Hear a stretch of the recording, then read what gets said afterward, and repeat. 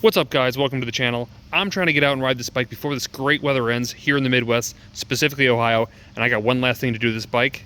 Let's get into it.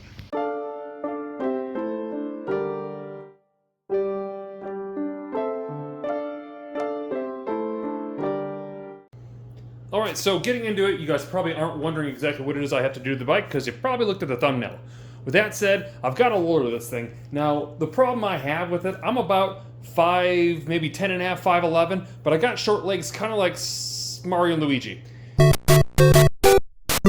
And with that said, I have a tough time touching the ground. I can touch it, I'm not flat foot, but I'm not quite tiptoed, so it's slightly uncomfortable. And if you look at the actual rake of the bike, now I mean by rake, just like a truck, you see that front seat slides into the tank.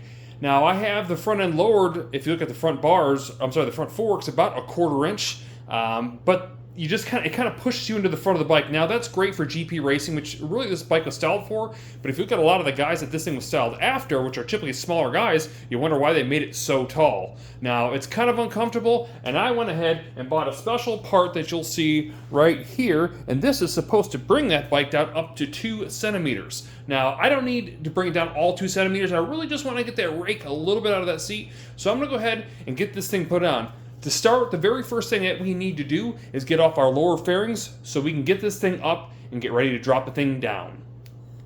Alright, as you see, I went ahead and threw it on the rear stand because obviously that is necessary to be able to drop those lower fairings. The next thing that I'm going to do to get that lower fairing off is I'm going to lay some cardboard on the ground because I just redid the floor again. It's got a lot of glass bead in it for anti-slip purposes, and that will absolutely tear up the paint on that lower fairing. So I will drop that and take out the lower bolts that need to be taken out for that black section right there. Alright, thank you Sam's Club for coming clutch on that. And now that I have the cardboard down, it's time to take out these bolts. Now we have a bolt right here, you'll see. We have one down here, one there, a couple right here, and it'll be the same on the other side. We should be able to drop this belly pan down. Alright, so now that we have the lower fairings or belly pan off, now's a great time to do an oil change if you guys are needing to do one, but you saw that we just did one not too long ago, and I don't even have but 200 miles on the bike right now, so I don't need to do that. But what I do want to do is I do want to measure how high this very tip of the tail is back here before I lower it, so I can see exactly how much it drops after I get this piece in. Okay, so being that the tire sticks out a little bit farther than the tail, it's hard for me to get a straight up and down reading, so I'm going to come from that little bend right there to the very tip of this thing, and it looks like it's about 44 and 5/8 in total as far as overall height. And so now we're going to go ahead and move forward to getting this thing dropped down. Alright, now of course this part doesn't come with instructions, but that's probably why you guys are here. Now I don't know for sure, but I'm pretty confident that that piece right there is the piece that's going to be being removed and replaced with this piece right here. And what I got to do is basically put a jack underneath these front head pipes here and hope to keep that kind of steady while I pull out this bolt right here.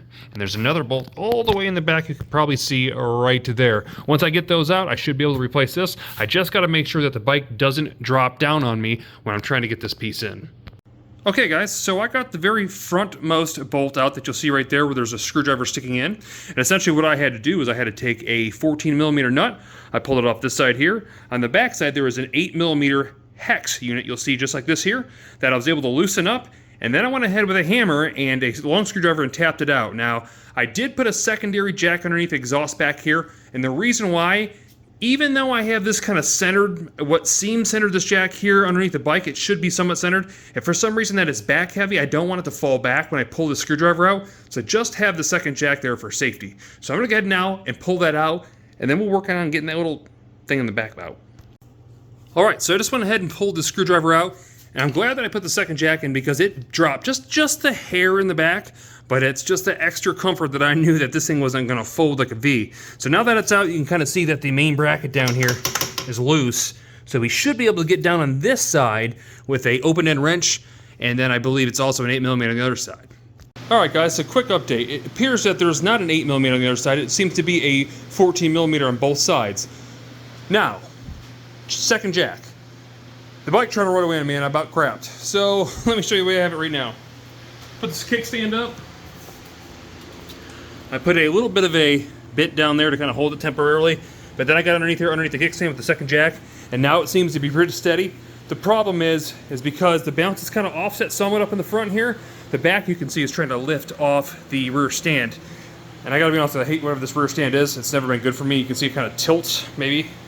So it kind of sucks, but yeah, hard about stop there. But on the positive note, I did catch it. Didn't fall over but an inch. So we're good. That said, it's time to pull out those back ones. Again, you got a 14mm nut on both sides. Let me pull it off. We'll swap in the new one as fast as we can. All right, guys, so I got it out. Kind of sketchy, I'll tell you. It's hard to see here. When the bolt pushes out the other side, I know it's kind of tough to see right there. Won't focus. That bolt's just about flush with the outer arm right there, the triangle thing.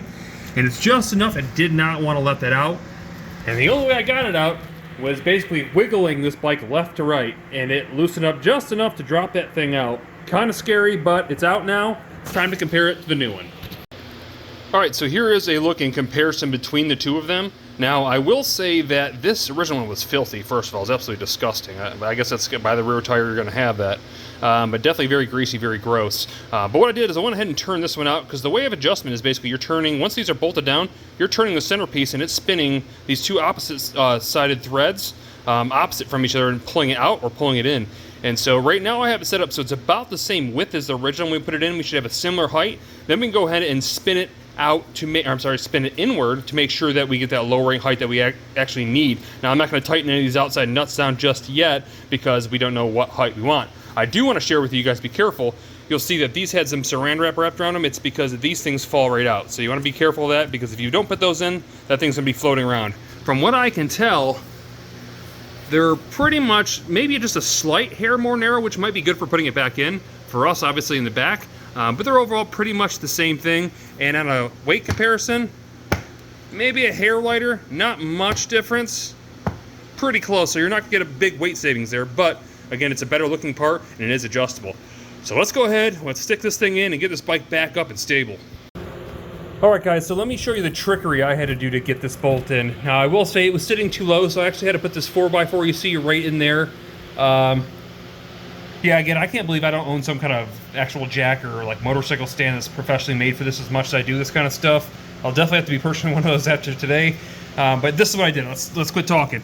I got it jacked up enough, and the reason I had to do that, you can kind of see where it comes out behind the rear triangle back there. That was touching this back piece of frame, so without it jacked up, it wouldn't let me get it all the way in. But once I did that, I went ahead and took these pliers here and reached over behind the bolt, grabbed the bolt and pulled it in. I was able to see it from over here, and now you'll see it's through. So what I gotta do now is I have to spin the nut on, clamp it down, then I'll get the front end and we'll do some adjusting.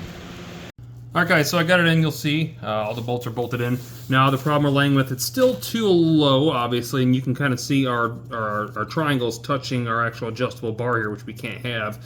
And so essentially what I'm gonna do is I'm gonna be turning this thing, looks like clockwise, to turn basically both bolts inward. The farther inward it goes, the more it kind of squeezes, if that makes sense, and it lifts the back end of the bike up. So right now it's too low. I'm going to use a 19mm wrench. We're going to turn this thing up here real quick, and then we'll get it leveled to where we want it. All right, guys, so there it is. Let's go ahead and get our tape measure out. Now that everything's bolted up and tightened down, let's see what we got. I'm assuming about a 1/2 inch by the looks of it, maybe a little more. Looks like we're right at, well, just a hair above 44, between 44 and maybe 44 and a 1/16. So I'm gonna say that's about a 1/2 inch drop. Now it kind of looks a little bit more sitting here looking at it. However, I'm happy with that. It could be some trickery with my stand, I don't know.